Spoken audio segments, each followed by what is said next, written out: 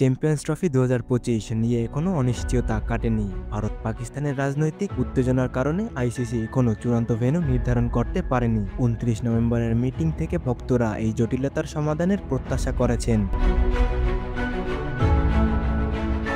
পাকিস্তান ও ভারতের মধ্যে চলমান রাজনৈতিক উত্তেজনার কারণে আয়োজক দেশ এখনো চূড়ান্ত হয়নি। ভারত চায় হাইব্রিড মডেলের টুর্নামেন্ট হোক, যেখানে কিছু ম্যাচ নিরপেক্ষ ভেন্যুতে খেলা হবে, কিন্তু পিসিবি এর ঘোর বিরোধিতা করেছে। তারা স্পষ্ট জানিয়ে দিয়েছে পাকিস্তানের ক্রিকেটের স্বার্থের কথা মাথায় রেখেই সিদ্ধান্ত নেবে।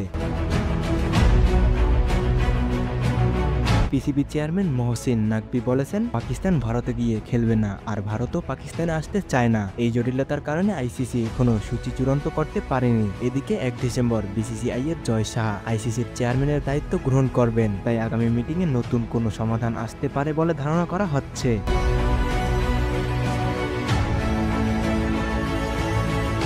চ্যাম্পিয়ন্স ট্রফি আয়োজন নিয়ে সবার নজর এখন আইসিসির সিদ্ধান্তের দিকে। হাইব্রিড মডেল হবে নাকি অন্য কোনো সমাধান আসবে, তা নিয়ে চলছে আলোচনা। ক্রিকেট প্রেমীরা অপেক্ষায় আছেন উত্তেজনার এই অধ্যায়ের একটি আনন্দদায়ক সমাপ্তি দেখার।